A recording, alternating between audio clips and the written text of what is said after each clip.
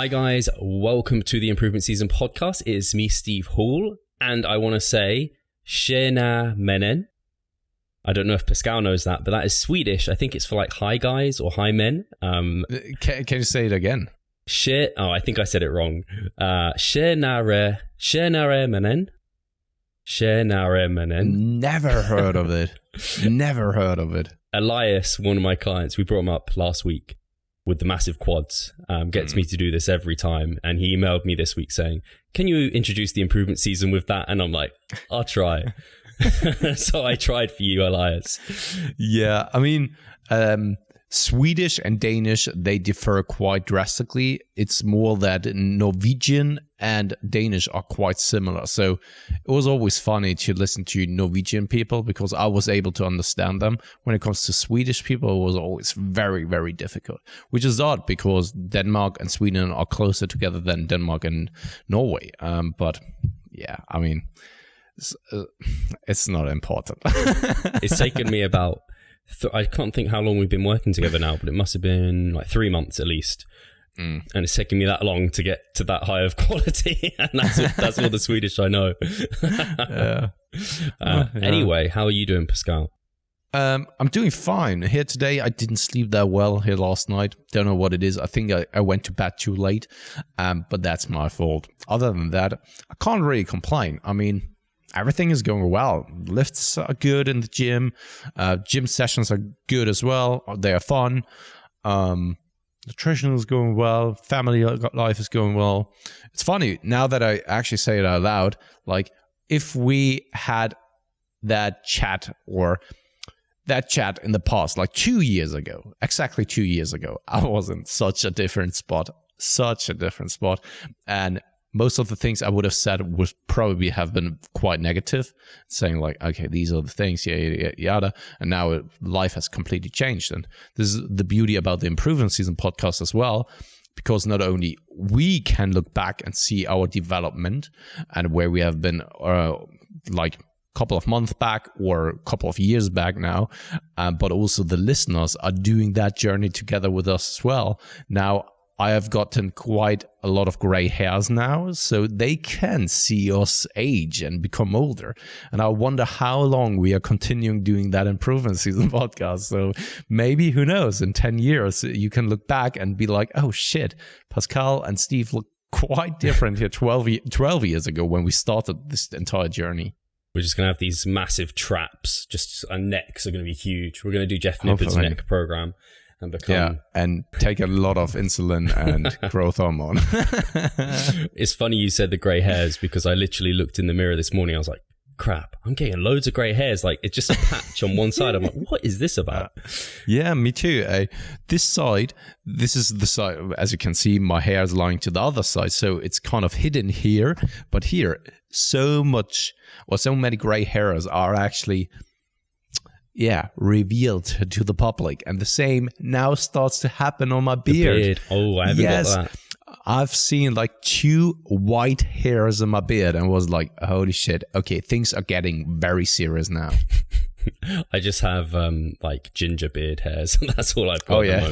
Yeah, I know that one. But this is so weird, right? It is weird. But what I was going to say is it is incredible to me, actually, to think 2 years, maybe even... not quite a year ago. I think for a year you've been in a really good place. But I do remember when we would record and it would be a case of how are things going on Pascal's end? Not very well. How are things on Steve's end? Pretty good. And now, not that things aren't going well at my end. They're pretty much just as. But things are going very well at your end. And I'm really happy that that is happening. And people can follow that journey and realize that life and what we're doing in terms of developing our physique as well goes through highs and lows, and you can't always expect things to be good or bad. So if you're in a bad spot, it can improve. Just follow Pascal's footsteps. Exactly. Find the woman of your dreams. Exactly. Get a girlfriend, guys, or boyfriend, whatever you like and prefer. But no, I can really much attest to that. Outside things, outside of the gym and outside of nutrition, have impacted the quality of my life massively. Like becoming self-employed, Then also Katie and that family I've built so far, they have changed my life completely. Like, honestly, from kind of meh, and I don't know what I actually want, and I can't really tell in what spot I am, to now where I, to be very honest, since a long time, have nothing to worry about, no real complaints, and things are just going well. And this is kind of even scary to say out loud, because you know that these times come in fluctuations. It's like a stock market. At some point, things will go shitty again. Hopefully, it won't be as much of a downfall like in a stock market, in a stock crash, but it's just a small bump on the road, and then it heads upwards again, like further and further up to the skies.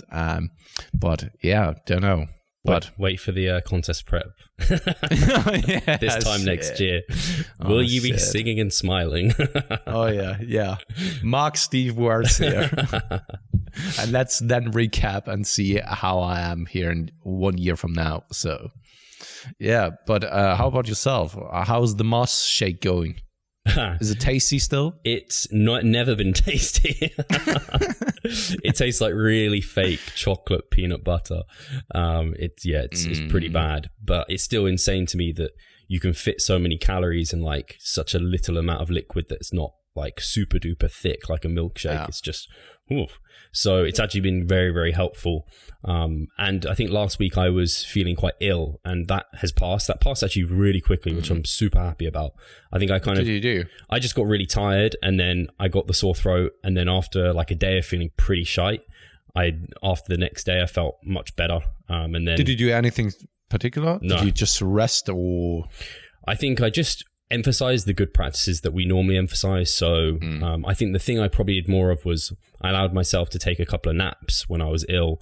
Normally binging on ice cream, being fully sedentary, watching Netflix. I think the biggest thing actually, if you were going to ask me if I changed anything, it was just to have a bit of downtime. I don't often do that for myself, and I have a horrible habit of working through things, whether that's injury, illness, anything. I will just be like, even though I'm not being productive, and I know I'm not, I'll be like, I'm on my computer, like doing something, and it's just like, just actually being like, no, Steve, just lie down and like sleep or try and rest. That seemed to help. But yeah, nothing in particular. I have actually in the past, I've looked into like supplementing with, I think it's aged garlic and vitamin C. I've had before, like megadosing various amounts of these, but I don't think it's going to do much. The aged garlic is actually meant to help prevent colds coming, like, but you'd have to consistently have that. And I'm just like, so no, I didn't do anything in particular. I'm always skeptical when it comes to stuff like this, to be honest. It was on Examine, so I did look into it, and they've got some like decent research. And garlic is meant to be like a good, full of goodness and antioxidants and all this, kind of a quote unquote superfood or whatever. But yeah, I mean, the difference between that and just de-stressing, probably the de-stressing is going to have had more of an impact than anything else. So yeah, everything else is going well. Training's going well. What week are you in now? I am just in week 2, like halfway through week 2. Oh, yeah, halfway through week 2. The higher frequencies kicked me up the arse quite a bit week 1, especially having gone from twice a week hitting muscle groups for the most part, up to then some muscle groups being hit like 5 times a week. Was like, oh crap, like I need to train again. So figuring that out a little bit for my body has been good, and I think things are going pretty smooth now. So what is it that you're doing at the moment then? So I'm on lower, upper, lower, upper, lower, upper. And 5 of those sessions are split in 2. And then that final upper session I do all in one, because it's basically like a complete bro out session, because it's almost all 20 to 30 repetition rep range. Oh, yeah. So it doesn't take that long because rest periods are quite short, and I just go in, come out. But the other sessions are split like quads. I am prioritizing quads and back, basically because this is going to be my last mass, and my front shots are by far my weakest shots just because of, I don't know, the way I'm built. So yeah, trying to emphasize back width and also trying to emphasize just quads. So I'm leaving hamstrings at MEV, and I'm leaving chest kind of MEV. I might let it trickle up a little bit, but I'm definitely emphasizing putting volume towards my back and towards my quads, which is why they're trained in the morning. And then my PM session, I think inevitably that's always going to be a slightly lower quality session, just because of how the day runs and everything. So that's how it's split at the moment. Yeah, no, sounds interesting. I think that the people will be very interested to see like an overview of that, because it's always hard to grasp only over audio, in my opinion. Yeah, especially because, I mean, for example, one of my hamstring sessions, which I did yesterday, is like back extensions, and then it's biceps, traps, delts, and so and like calves. So it's like, I say it's hamstrings, but really it's a load of fucking shit. But that's what I would do with myself and also a lot of clients, incorporating biceps and delt work also on lower body days. Yeah, it's just so easy to do. But they become sometimes the formally ab exercises. Yeah, where it was like at the end of the workout, normally it was the abs that you had to do that you sometimes simply don't like to do. Now it's becoming the biceps because you're doing them so frequently. Yeah, I think things like, especially things like biceps, delts, especially like rear delts, they can handle, I think sometimes they can handle more volume than people are even willing to invest the time into, which is fine because there's diminishing returns. But like the rear delts are just so small, and they tend to recover like on a day by day, even maybe half a day for a lot of people. Like train them in the morning, train them in the evening. But especially if you're doing something like, I don't know, you're doing a push workout and you're incorporating something like, I don't know, reverse flies, let's say. Then the next day is something like pulling movements where the rear delts are engaged anyway. Then the next day is a lower body session where you are incorporating some rear delt work once again. This is something that you can do theoretically 6 times per week. Yeah, absolutely. Yeah, I don't think there's anything else really going on. I think last week I was talking about the dog that could have happened, but didn't. It could have happened. We failed our kind of people. The person who came around and assessed our flat, basically, the dog could have jumped off the balcony and killed itself, and so we failed for that, which is frustrating because we could have just put that off limits. But and because Love Island was running in the background, she came around and was like, "No way, not in that household." No, apparently I passed with flying colours. She was very happy with me as a person to look after a dog. But not with Charlotte. Charlotte was actually, this was at like 2:30 in the day. So yeah, I wish I could blame Charlotte. Charlotte was still asleep from partying last night. This could have happened. Yeah, I know. That's why I'm bringing that up. So yeah, no dog. We'd have to get a larger dog. So maybe that'll happen in future, but I don't think there was anything. It's what I told you. Golden Retriever, mate. They did suggest a golden retriever. They're like, yeah, you do well with the golden retriever. I don't know what it is, but you are a golden retriever god. My nan had a golden retriever. They're quite big and shaggy. I'm not sure about that. I kind of like a bit of a smaller dog. Yeah, but they are so loyal. Good dogs. Good dogs. Have you had a golden retriever? No, but I do like them. They are, at least they are very child friendly as well. True. So when you bring over Tony, he can ride his back. Exactly. He's becoming a cowboy. And in fact, it's not too long until you're going to be over here, because a week tomorrow you're going to be in London. Is it already? Right? That is it? Or is it? Yeah, that's correct. Yeah. Crazy. Yeah. How time flies. So yeah, unfortunately a very short trip though, because I arrive Friday late and have to leave again a Sunday early in the morning, just because the flight cost was so expensive this time around. I looked it up on the 13th of on Friday the 13th, and there were just flights for 666 euros, which is very odd. Very odd. So not on a Friday the 13th I'm going to buy flight tickets for 666 euros. It makes no sense to me why the prices are so high, because it's not even like we're in half term or in like kids are back to school. No idea. Maybe they want to keep us safe from Boris Johnson. I don't know. He's pretty bad. He is. So yeah, Cliff will be here on Saturday the 28th. Hopefully, actually, we need to organise like a meal or something with Cliff, and dig into his brain a little bit more after the seminar, because that is what I'm excited about, really hearing him and seeing him do all of his good stuff. We still have tickets available. Plug if people want to join us there. Should be a really good day, but yeah, it's going to come and go in no time. And then, I mean, it's going to be Christmas soon. We're nearer Christmas than we are last Christmas. That's true. I can see that you've studied something that had to do with math, if you could figure that one out. I'm just so smart. Although supermarkets, I think the supermarkets still have, actually, I've been eating hot crust buns because supermarkets still have bloody hot crust buns, which are obviously Easter related, yet they're going to have... really? Yeah. I thought that this is just a thing that is always there. No, well, as far as I was concerned, they were Easter related. So there's soon Leberkuchen are going to be in season. There's going to be Leberkuchen. There is already Leberkuchen available in Germany. Yeah. I saw it just like even 3 or 4 weeks ago already. I think at the beginning of September is always when the sales period starts. And I was just like, they must be kidding me. Not again. The Ember months, they're back. Oh, God, I love Leberkuchen. And that's... Lebkuchen, it's on German. And that is the worst because they are... very high in calories. Very high in calories. Like an entire pack of 500 grams is 2,000 calories. So here's your secret for gaining. It's not the mass gainer shake. It's Lebkuchen.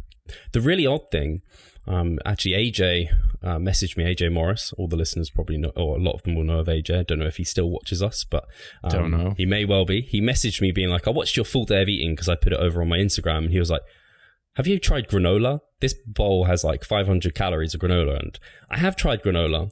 Weirdly, for whatever reason, cereal right now makes me nauseous. Like, I'll go to eat cereal and I'm like... And it's bread products are fine. It's like just it makes no sense. Some foods I'm like, yum. Other foods I'm like, no, that's really like I can't. It'll come back up. I feel like I'm pregnant or something. My hormones are all over the place. I think this is one of the saddest things I've heard in a very long time. that you're getting sick of cereals, or buy cereals actually. I'm terribly sorry for that, mate. It's sorry really for your loss. Peculiar. But I did eat like iced buns are good at the moment. I can eat iced buns. You're all over those buns, right? All over the buns. Hot crust buns, iced buns. I can't think of any other buns, huh? Well, don't know. So should we go to questions? I have nothing else really to say now. Let's go over to the questions. Cool. So we have a question from Theo. He has asked, during a contest prep / diet phase, is there any advantage to standing versus sitting most of the day? Do you think there is significant difference for caloric burn? Or on the other hand, should we aim to sit to optimize time spent recovering, which may already be quite compromised? This is kind of a weird question, I know. And it's really splitting hairs, but I thought it was interesting. Keep up the awesome work. Thank you, Theo. I think that James Krieger once looked at this, how many calories are actually being burned when you're standing the entire day or most of the time in comparison to sitting. And it wasn't a significant difference. But this could be that I just made it up. Well, I dreamt it. I've seen it. About it. Yeah, you've seen it? Okay. I was just going to say, it becomes more significant if you're like tapping your foot and standing. But I think if you're sitting, tapping your foot, it's almost the same as if you're just standing. So, but carry on, sorry. And then, on the other hand, I once heard when it comes to some people bring up the mobility kind of factor, right? That standing is so much healthier than sitting is. But it isn't just the sitting that is unhealthy, but it is like doing one thing only. Standing is also not the best thing if you're doing it the entire day and just standing on one place the entire time. It's as detrimental as sitting is, or as detrimental, I wouldn't say, but probably somewhere around that ballpark as well. And combining those will probably be a good thing. But when it comes to calorie burn or energy expenditure, I don't think that you will gain any kind of significant difference out of that. I think that you have to be more active then. Maybe get a walking desk or so. Yeah, I think I agree. It isn't significant. I think even if you were to stand the entire day versus sitting the entire day, maybe it's 100 calories, maybe if that. I'm not entirely sure, but yeah, James Krieger's done some comparisons. I'm sure I have actually some slides where he's done some comparisons, which makes me want to do an infographic on that actually, because I think that'd be really cool, because no one's really done something like that. But yeah, it becomes more significant when you're like tapping your foot, for example. So you can sit, tap your foot, you end up burning more calories than if you're just standing still. I think Pascal brought up a really good point where you can kind of mix both, where you're not sat all the time, you're not sitting, you're not sat all the time, you're not standing all the time. You get those mobility benefits as well. And if you're doing that, you're probably a bit like more mobile. You're probably moving more, which is keeping up like non-exercise activity thermogenesis anyway, because you're just up and down a little bit. So I think that's good in general. But I think he makes a really good point, because it's very similar to like steps. It's like there becomes a point where adding extra steps becomes kind of inefficient, I think, and it becomes maybe more detrimental than beneficial, whereby it can be really stressful for people. Like if you're trying to go out of your way to get in extra steps, after a while that gets really fucking tiring and very stressful. Same with standing. Imagine you're like so wanting to sit and you're just like, no, I have to stand. And you're just like standing there, and it's like every minute that you're standing is now extra stress that's just going through you, and you're just getting more and more agitated, and that's going to lead to poorer outcomes, poorer recovery and things. So I think there's going to be a middle ground like many of these things. And I think he mentioned just very good points that I think if you really are fed up of standing, sit down. Don't like force yourself to have to stand all day, because the benefits really aren't going to be that huge. Yeah, just wanted to clarify one thing, and that is with the mobility thing. I'm not saying that it's better for the mobility kind of thing to actually stand, but this is what other people are claiming. But so far, it hasn't been shown that this is actually the case, that it does enhance your mobility or so. That's why I think that when you're only standing, it could possibly also have detrimental outcomes, because there's still pressure on certain joints, tendons, ligaments. It's the same as when you're sitting, right? If you're only doing that and only doing that, just stand for like 10 hours straight on the same place, such as you would do when you're sitting. Not good. Not good. Yeah, I think I heard Quinn talk about just generally posture and all of these things. It's like, it's not bad. Yeah. There's not necessarily like a bad posture. I guess bad posture and things like that is if you just don't move. And he's like, just if you consistently move now and then, which you're going to inherently want to do anyway, that's probably best. I can remember being like having my office job, and I was sat at work, and I'd always be like, sit upright, and I was like, I have to sit in this particular way. And yeah, that became really uncomfortable, and I ended up like getting fatigue in my back, and it was just better to be able to move. So yeah, I think that's a good point. Cool. Next question is from Niklas, and he has asked, I'm doing IF for years, and after the current cut, I have problems with several meals because I'm not fed up with it. Because I am fed up with it. I don't know. I am not fed up with it. Anyway, he's not fed up with it. After meals with carbohydrates, I get very tired during the day. What could be the reason? Your opinion about nicotine gum to suppress hunger. So, okay, maybe we just attack the first question. After meals, he gets very tired after carbohydrate heavy meals. What could be the reason? Go ahead. That was a question to you, Pascal. Oh, is it? No, go ahead. Just because I asked it. So I don't know. I feel like he's brought up the IF for a reason there. I'm not sure if that really plays into the reason he's feeling very tired, but it could well be because of size of the meal. Exactly. This is exactly what I've been thinking. That the postprandial phase is just too crazy because, yeah, you consume too much food in one sitting. Yeah. So I always, whenever I think of this, I think of like Christmas Day, and you have your Christmas dinner, and it's like, I don't know, people consume like 2,000-3,000 calories or something in like a few hours, and then they're just like, they're out like a light, because this is kind of the rest and digest. All your kind of blood goes towards digesting in gut, and you just get a bit cool, and you end up and just the testicles. Yeah, and the testicles. And you want to sleep. Yeah. So yeah, I think that could well be what it is. It's just a huge amount. And so you might actually be better off spreading this generally through your day rather than having so much in one go. I think that from the sounds of it, with the context he's provided, that can probably only be the reason. Do you think It's just a thought that I had, and I don't know if that's actually a case because I never heard it or seen it to be confirmed.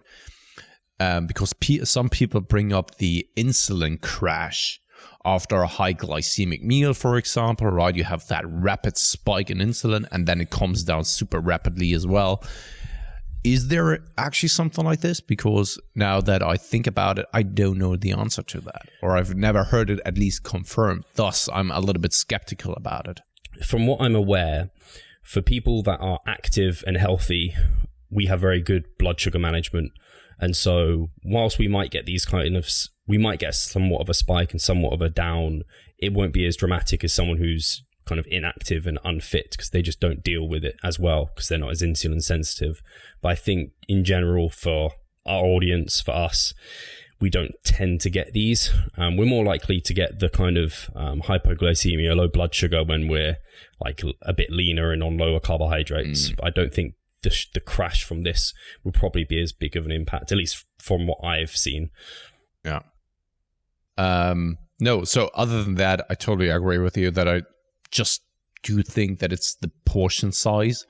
And I know myself that at the end of the day, I like to have a big meal at the end of the day. And when I consume that, I'm not capable of doing something, especially also because I have a filled up stomach and it is a little bit inconvenient to do other things.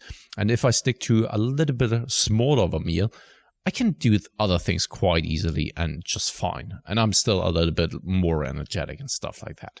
So I do think it's like you said there as well. About the second one, about nicotine gum to suppress hunger, honestly, I have no idea. From what I know, it does work, but nicotine is highly, highly addictive. And for that reason, I'd not generally advise people to go down that route, because it can just lead to unwanted outcomes, addictive. I don't like that. Can it make you sick as well? I don't like in the first times that you were eating that or consuming or chewing on a nicotine gum because you're not used to nicotine. Because I do remember the time when I was like smoking weed back in the days, and I was not smoking or used to smoke cigarettes, and I even got like a little bit of a high from nicotine itself, and sometimes even a little bit sick from that. I don't know. Maybe. I've never chewed or smoked nicotine. I need to tick it off before I'm 30. It's coming. Or before the midlife crisis. Yeah. Or you're doing it in the midlife crisis, smoking all the cigarettes. No, but I could even imagine that maybe this is something that happens as well, and thus it becomes very detrimental, right? But when you're getting sick because of that, how good is that? I mean, it definitely does suppress hunger then when you're getting sick, right? I have heard of people using it for the hunger, but I have also heard of how addictive it is and how that could lead to quite unwanted outcomes. And generally, when I'm thinking of fat burners, the same with something like I get asked about yohimbine quite often, and generally I'm not huge on yohimbine just because it can lead to like real big anxiety, and quite often people are anxious enough, and it leads to again unwanted outcomes. And in reality, fat loss is just caloric deficit, so there might be other things you're not doing to adhere. Sweet. So the next question is from Jan, still not Fries. Where is Jan Fries? Come on. No, this Jan's better. He's prepping. He is prepping. So. Did you see him interview Mike recently? No. He was Jan's normally quite slow. This was like but he was even 0.5 speed. It was fantastic. He was just like brilliant. It's just great. I'm sorry, nice. Jan, if you end up watching this, he probably won't. He hasn't got the time. He's too busy. So anyway, Jan, and too slow. Our Jan has asked, is there anything you can do to increase heat tolerance? Common sense tells us that being leaner will make you tolerant to high temperatures better. But how large do you think the effect actually is? Could cardio possibly help when body fat stays the same? ? With the heat wave going on, I feel like my MRV is quite literally cut in half. I feel like fainting after doing half of my usual sets when it comes to big compound movements. Yes, but I don't know how helpful that is. I mean, first and foremost, yes, when you are leaner, you're carrying less body fat. You will definitely not experience that much of heat going on. Everyone who has done an extensive off season and has gotten lean can attest to that, especially the ones like, I just have a client right now who was just like cruising through the heat wave here in Berlin because he's 1 week out of his first show, so he was just cruising through it. For him, it was like nice. Now he's freezing his ass off because it's below 20 degrees. All right. And what you can do is, of course, first and foremost, be leaner. Second of all, reduce your carbohydrate intake. Like, honestly, it just heats you up. And especially if you are in a gaining phase, it just makes you boiling hot. And I think that Steve and I can attest to that for this year as well, that it's getting inconvenient, especially during the nighttime when you want to go to bed and you have consumed some carbohydrates. You need to have a fan on you because you're just like heating up that much. So yeah, reduce the carbohydrate intake, I would say, and also be on the lean side of things. And I think that this is the best things that you could do to endure that. Other than that, it's just the typical things what other people have to do as well. Fans, drink cool stuff, or hot stuff even. Yeah, I think that sure. the people in the Emirates and stuff like that are wearing black. I could be wrong, but black things. So Dan Lamour, my man. You want to be wearing white to reflect heat. Black absorbs heat. That's why I think all the buildings in like Spain are like white, because then it reflects the heat, from what I know. I don't know. I once heard that it is counterintuitive, but black is the way to go. But I could be totally wrong here. Dan Lamour, my client, he is living in the Emirates, and he's teaching, I think, English. I don't know. I think he really is. And he needs to comment below what to do in a heat wave, because if he doesn't know, no one else knows. So yeah, I imagine his gym is air conditioned.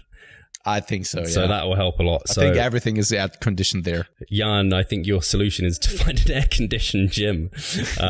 And please don't be that guy who's wearing like hoodies and like sweatpants when it's boiling hot. Thing is, and though, that's killing your Jan. gains. So this is quite a common name in Germany. So I would assume that he's from Germany, and in Germany, I don't know of any gym that got air conditioning. Oh, wow. So maybe the luxurious gyms out there for, I don't know, 200 quid or so per month.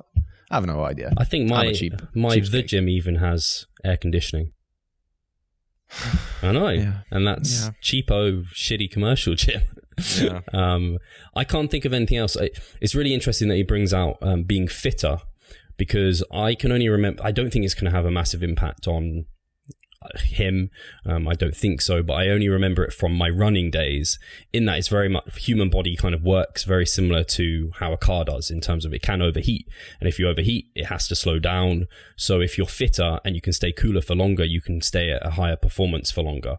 That's running. I don't think that's going to be super applicable to your kind of bodybuilding training. But if you're unfit, Jan, and you know it, then maybe being a bit fitter will allow you to stay a bit cooler. But apart from the things we've said, I'm really not sure. Probably air-conditioned gym is actually the way to go if you can. Yeah. Or you can't buy the gym air conditioning. Buy a little fan. You know those little fans you can handheld and battery fan. They're terrible. Put your wrists under cold water. I have heard that. Freeze in some water and take that shake. Really? Is that something that you just made up? Oh yeah, I just made it up. It's just okay. People freeze like you could freeze your intra workout or something, if that's something you do. Might help. Cool. Right. I felt we were very unhelpful on that question, so let's try and be more helpful on the next one. So this is from Mike Leo, or Lio. In terms of Dr. Isratel's MV, MEV, MRV, and MAV, didn't mention that. If somebody wanted to just maintain their muscle size, could they just sit at MV, or would the volume need to keep going up? if someone found their MV for quads, for example, to be 8 sets, would they ever need to increase sets? Could you just stay at 8 sets, 3 months? Or how soon would you need to go up to maintain size? Love the podcast. Cheers from Virginia Beach, USA. Quite easy to answer because MV stands for minimum volume. So the minimum amount of volume that you need to maintain your performance. 8 sets is quite high though. So we know more and more from scientific literature that we don't really need that much, like extraordinarily little, to actually maintain our performance. So when it comes to the pure definition of what you just asked, no, you can't grow because by definition, it's the minimum volume that you need to maintain. So you could, though, go up to something like minimum effective volume, so the MEV, and basically stay there for the rest of your career. But this is, in my opinion, not the best approach and not the best use of your time, but it is theoretically possible to grow then when you're always staying at your MEV. And you don't necessarily have to add sets, but it's sometimes a convenient metric to, or variable to actually incorporate to then make progress, because only putting load on the bar can be different at times, right? Only progressing via repetitions can be then quite slow for certain exercises. It may be appropriate for others. Then only progressing via relative intensity can bring it to your limit quite easily as well. So set numbers or set increases can push you to the next level quite conveniently, right? Because a set increase is such a huge step forward, but this is also the reason why you always need to be cautious with set increases, because it just is such a huge increase from what you've been doing in the previous week, for example. Hope that answers the question quite well. I think I took his question differently.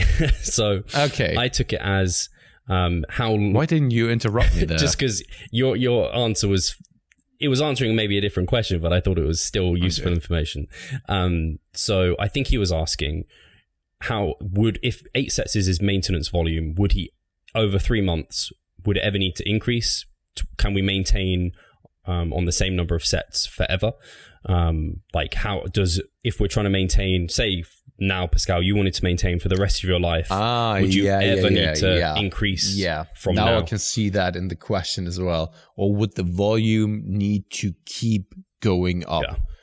Yeah. So, okay, now I see. So that means, okay, could you maintain on just 8 sets for the rest of your life, basically, without doing more? Or is there a threshold where you have to simply do more to then maintain because you're now adapted to that stimulus or volume? Yeah. So I don't know if you have any thoughts. I can try. I don't think I have a definite answer on this. I don't know. So go ahead and maybe I agree or maybe I disagree. So you mentioned before that maintenance volume is very low. Especially, we've seen this in studies in the short term to be like almost not training. That's when you're at maintenance calories. Everything I'm saying now is at maintenance calories. So assuming we're consuming sufficient calories to maintain our body weight, maintenance volume in the short term, pitifully low. As that time extends, maintenance volume probably requires more to maintain our current adaptations. Typically, when someone is using these kind of phases, they're not doing them for extended periods of time, like 3 months. I'd say after 3 months, I'd still say your probably maintenance volume is the same. I wouldn't have thought you'd have adapted upwards to that. If we're saying over 3 months and for longer periods of time, would the same amount of volume still maintain you? And I would think yes, because you're still the same level of muscularity. You're still the same individual. You're not going to be any stronger. You're not going to be any bigger. You're still the same person. So I think from that rationale, your physiology hasn't changed. You've kept the same. So if you're not going to increase, like you're not pushing anything to any extreme, so you're not pushing out any adaptations, I imagine you would be able to maintain with the same lifts. However, it's difficult to say that, because then you think about if you're consistently using the same loads would you eventually adapt to those loads? And I think maybe you would. And so eventually those loads would at least have to go up. And then it's like, well, if you're adapting to loads, maybe loads would need to come up. They'd be the first thing that would need to be coming up. Maybe then after a long, long time, you'd adapt to those number of sets. And maybe then the sets would need to come up. I don't know. It's an interesting question, because maintenance to me is you're not pushing any adaptation. So surely it should just be able to maintain you. So that's why I was a little bit hesitant to answer with a straight answer there, because I'm not entirely certain whether over such a long period of time the body actually adapts or not, and thus you have to automatically do more. I would assume that this is not the case, because you're not chronically in that state.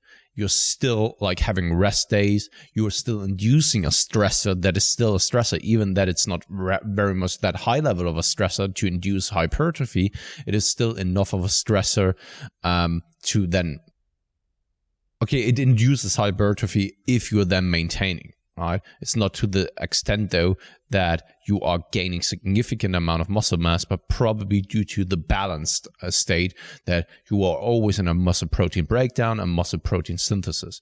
I would assume that this sparks the net muscle protein synthesis up again, and thus you're gaining in a short period of time, but then the muscle protein breakdown is happening as well, and thus it is kind of mitigating that effect of your training stimulus.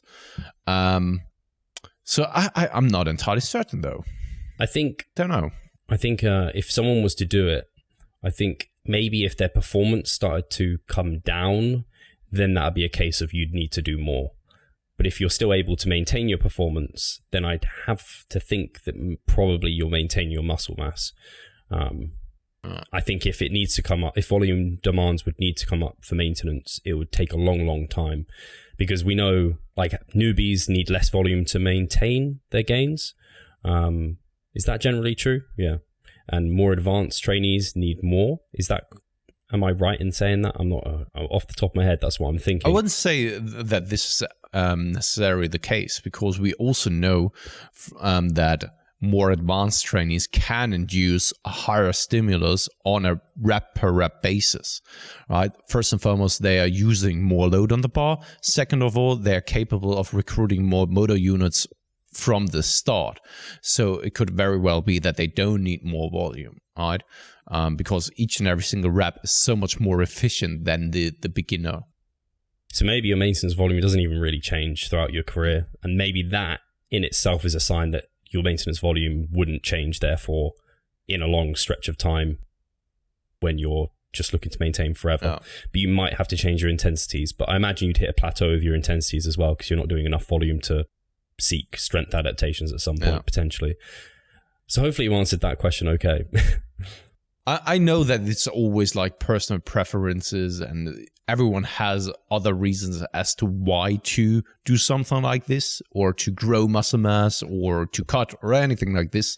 But I would just be curious as to why, whether this is just a theoretical question, or whether this is something that he wants to hear for his own application or so. I don't know. It's just, you see it all the time. When you go into a commercial gym, 90% of the people are spinning their wheels for the next 10 years. Yeah. And I'm just so convinced that, okay, you are probably going into the gym of not spinning your wheels, because this is then just a waste of time, basically, right? You're going into the gym 2 hours, 5 times per week or so, and you're just wasting time. You could do better things with that time. So when you are going in there, I would assume that you want to actually get something out of that. And if that's your intention, then I would assume that you also want to progress. I don't know. Maybe, once again, it could very well be that Mike is at a very good physique, and he's happy with that, and he just wants to maintain that physique, and he doesn't want to spend more time in the gym. Totally fine, right? But there are so many people out there who definitely not are in that position and are still maintaining. Unconsciously, maybe. I wonder, the only thing I wonder if it's the same for him, but I wonder, something I've thought about is once I get to a certain level of muscularity, whether my love for bodybuilding might dissipate a little bit, and then I might do something like, imagine doing like, I don't think I'm ever going to do it, but yeah, CrossFit. And then you'd be able to maintain your muscle doing CrossFit, and you'd get better at CrossFit things because they do the big compound lifts to some degree. So you're probably doing enough there. So maybe he's doing a sport on the side or something and just wants to put this on the back burner. Could very well be. Sorry for that. I just slept badly here last night. I thought you were going to say I just slept just before we got on the call. Just woke up from a nap. No. So we'll get to the next question. This is from Tyson the Ruler. He has said, he's back. Tyson is back. Thoughts on cardio when massing, perhaps 1 to 2 times per week for 20 minutes to keep up fitness and appetite. I find those drop deep into massing. Thanks. Do you want me to go? I mean, I have a really straight answer to this. Yeah. If you have the time, if you have the energy resources for that, and if you want to do something for your health, sure thing. Go ahead and do that as long as it doesn't impact your resistance training and your progress detrimentally. All right, go ahead and do that. There's probably nothing wrong with that. No. And as long as there aren't kind of negative impacts on your resistance training and your overall specific goal, I think there's probably only benefits to it then. Yeah, I think 1 to 2 times a week of 20 minutes, it's just such a small amount that I don't imagine it's going to have a huge impact. I just say it's kind of counter to struggling with massing to do cardio, as in you're burning calories when doing cardio. So if he's getting an appetite increase, hopefully that appetite increase is so much better than the calories it's burning to kind of almost force a binge on him in some ways. But yeah, we asked Mike, I asked Mike this question on the podcast that will have just come out, I think. Yeah, will have just come out this weekend. And he describes where this could be efficacious, especially if someone's more sedentary, which a lot of people are. So yeah, it could definitely be helpful. Yeah. Sweet. Next question is from, how would you say this name, Pascal? Tibor. Tibor. I have no idea. So it's never heard that name. Tibor, regarding EAAs and BCAAs, what is your opinion on this study? Okay, we haven't looked at the study. Opinion on this study on suboptimal dosing of amino acids in combination with whey. Probably cannot answer that question right now. I think maybe he's the guy I had a conversation with over on after the episode with Alex Boyven. Yeah. Because this is exactly a study that guy came up with, and we talked about that, and we came to a conclusion when it comes to that. I wasn't agreeing with all the things that he brought up, but some interesting points he made. But yeah, but this is just an assumption whether this is actually him. So I don't know. If people want to actually see that discussion we had, go over to the podcast 172 with Alex Boyven, go into the comment section. And I also said, like, okay, I'm not a protein expert. And if someone like Alex Boyven actually says that BCAAs are not really useless, kind of useless, and not only him, but the majority of people out there are actually saying that, one study doesn't convince me then. And I haven't even looked at the study, but still, even before looking at the study, I could say that when the majority of studies actually say that it's not really that useful, one study won't actually convince me of the contrary. Cool. So next question is from Mike Fields, and he asks, what are your thoughts on using liposuction to get rid of those last pesky pounds of fat on the stomach? I was a fat kid, but leaned out in the last few years, 10 to 12 body fat now. Happy with the body except a small pouch on the tummy. Would liposuction be a good choice here? Could it affect training, future muscle growth / fat growth, etc.? Thanks. This is a tough one. Thing is that, let me put it this way. When you're saying that I'm happy with my body now, except that small pouch of fat on my tummy, that does mean that you aren't really happy with your body at the moment. You still want to get it or push it a bit further.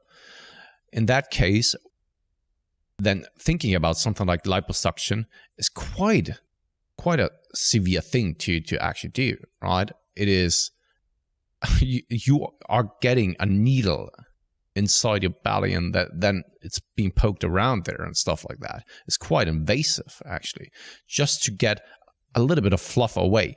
And when you're saying that there's only a small pouch left on your tummy, right, that doesn't mean that you're considering actually someone poking a needle into your belly to get everything out there, instead of actually dieting a little bit longer. How long would you then diet for, right? This is when it's truly just that small pouch, you're maybe just a few pounds away from your desired outcome, right? This is a couple of weeks of dieting.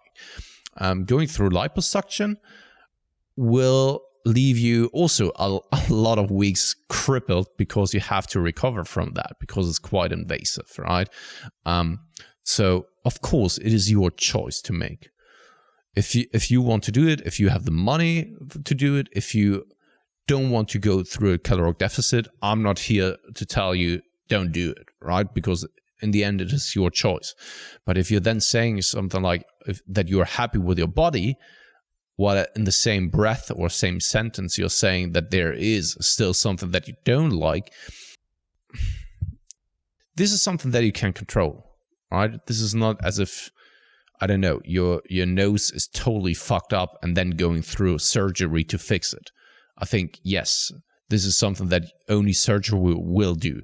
But losing a little bit of fat, going through liposuction, I don't know. It just makes me very skeptical whether this is truly necessary, and whether the money that is then spent there, and also the time to go through it, to recover from that, is better spent just dieting a little bit and then spend the money for, in my opinion, better things. Yeah, I think you bring up really good points there, and I've had a little bit of first-hand experience of this. Not that I've had lipo, but for the last contest prep. When I was, I think actually it's interesting. I was looking over some rules recently. I think it was WMBF. I have a client competing, and one of them I think said like you can't have enhancements or like muscular enhancements or liposuction. They're banned. You can't do it. Because I remember thinking in the past, I was like, man, it would be so easy, diet down to 10% and then just get the rest lipoed or something like that. But yeah, I don't think you can do that. So yeah, to say to Mike, I've just had experience when I was a one-on-one PT. I had a client who, I forget where he was from, but the country he was from, liposuction was very cheap. So he used to fly back and regularly go and get liposuction. And what I'll tell you is, he was never in very good shape. He still continued to regain that fat. And then he'd go and spend thousands of pounds or thousands of something to go and get it removed again. And it was just it was almost like a yo-yo diet, but a very expensive yo-yo diet that I can only imagine isn't very nice. Like consistently going through, like you said, it's quite severe. You have to go under, I think. And then, yeah, like there's something poking around in you. I think you'll probably Have you seen that needle? Yeah, it's thick. When you said needle, I was like, it's like a pipe. Yeah. I don't know if they changed anything about their methodologies, but the last time I've seen it, it is a pipe that is being stuck into your stomach, and then they are just, that is not even aggressive. Poking anymore. That is punching you with that inside of you, right? So, yeah. So I think what Pascal said there was really pertinent in that. And I just gave that example to tell you that it isn't permanent. Whereas if it was something like, I could definitely see it, like if it was like a very unfortunate nose shape and you really just didn't like it, or maybe you had some like loose skin or something along those lines. These are things that you can't do through diet and exercise. But you could diet for somewhat a bit longer and get rid of that body fat on your stomach. And having gone through that process of getting it off, I think will put you in better stead to maintain it as well. Because if you didn't have to work a lot of the time, and I think this is why probably the client of mine who would get lipo and then come back and put it all on, because he didn't have to necessarily work for that, it doesn't, and it was just money, and it just kind of, you just, like for people that can afford liposuction, quite often it's just a case of, I don't know, it's just monetary, it's not the same thing. But if it's a sacrifice of time, effort, like being in a deficit for extended period of time, I think you just value that higher than maybe some monetary value. And so maybe you'll be a bit more like, I don't want to just gain all this rapidly back. This brings up an analogy. So people who are winning the lottery, like millions of pounds, for example, right? And they didn't do anything for them. So often people are overwhelmed with that, and they just spend everything at once because they have never learned to act upon it in a responsible manner, to change their lifestyle, to actually make that appropriate and make that work for them as well. And this is kind of the same thing here as well, right? And you brought up something that holds very true. If you haven't worked for that, so often you just take it for granted and you think like, yeah, so what? If I rebound, I do it the next time once again, right? But if you have worked for it, it is so much more gratifying. And at the same time, it teaches you so much about dieting. We bring it all the time that I think that dieting is a skill. The more often you do it, the easier it becomes for you, right? And if you are getting rid of that pouch, it will be so much more gratifying than doing it with surgery. Like, honestly, if you are able and capable of getting rid of that, and this is a little bit of, I don't know, stubborn body fat or so for you, and you are getting rid of that, it is an accomplishment. The other thing is just an expense. And I think he kind of described future muscle growth and everything, and have any implications for that. Apart from the recovery time, I can't see any like negatives to that. But if he's going to go through future muscle growth, that means he's going to be gaining fat again, and that very may well mean that the pouch returns. And so the investment of kind of getting, like I said before, it's a transient, it's short term. So unless you've got like, I don't know, a wedding or a photo shoot, I just don't see, I don't see the cost benefit there for him personally. No. But that's just our opinion. Yeah, absolutely. Last question. Yeah. Cool. So we've got John K, and John K has asked what... I know who that is. Oh, do you? Do you want to guess? John K. No, I can't guess. It's a client. Yes. Keely or... Yeah, yes. Keely. Oof, I got it. I think it's actually Callie, I would say. It's not with a double E. So, but anyway, we don't want to disclose the full name so that people can look him up. But yeah, he asked that to me in one check. Oh, really? I totally forgot. But he's a mesocycle client, so we have better things to talk about than callus removal. Oh, you haven't even read the question yet. So go ahead. What is your routine for hand callus care?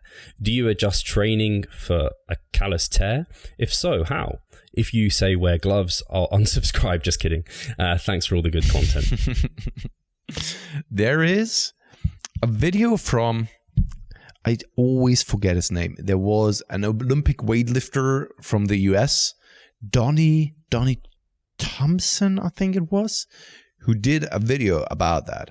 And it is super straightforward. What I always do is after I took a bath, for example, and my skin is a little bit looser, I actually just take care of it with just shaving it off. There's, I don't know if you probably have that in the UK as well, like a shaver for calluses. I've never heard of this. No? Is it? It is. Is it like a nail? Like, use it for nails? No. Oh. It's truly for calluses. Jeez, I don't own this tool. Yeah, and you just straighten your hand, and then you can just like shave it off. And it's amazing. Never heard of this. It's amazing. This is what I do firstly, and then after that, I just go over this with a little bit of something like, I don't know what it's called in English, but sandpaper-ish like texture That's of a stone. That's what I was thinking of. Yeah. Oh, like a pummel stone.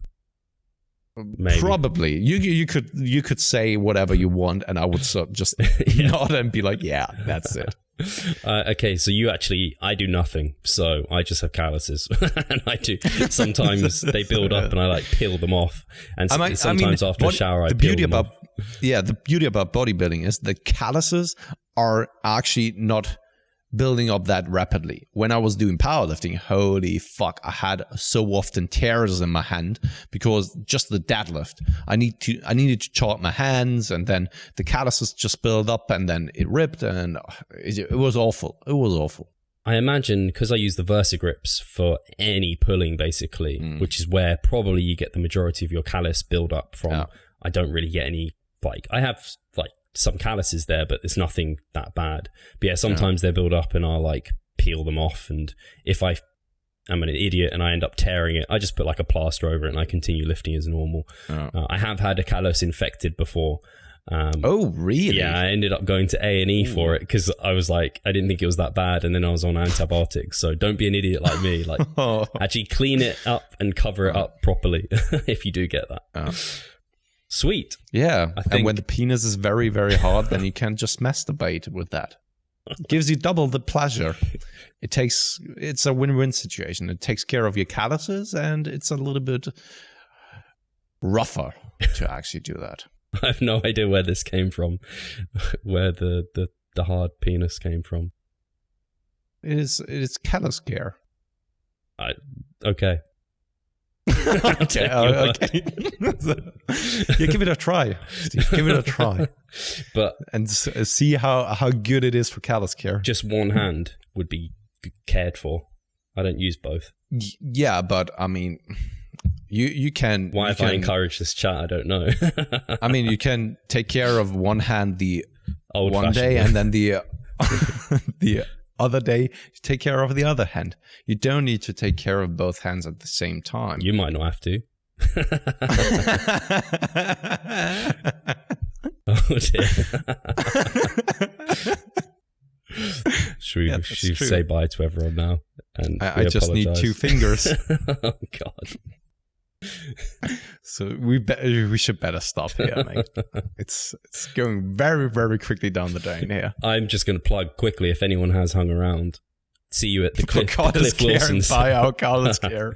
We can talk more in depth at the Cliff Wilson seminar. There's some things we will not say on there, believe it or not. Buy our callus care now. Our package over on our website. Ebook soon for $29.99 together with the ebook, just $39.99. So yeah, I don't know who will model for that book. With all the callus care techniques and all the secrets, just available today. God, I have nothing. I actually was trying to find a good ending, but I can't think of anything. It's over. It's over. That's good. Oh God.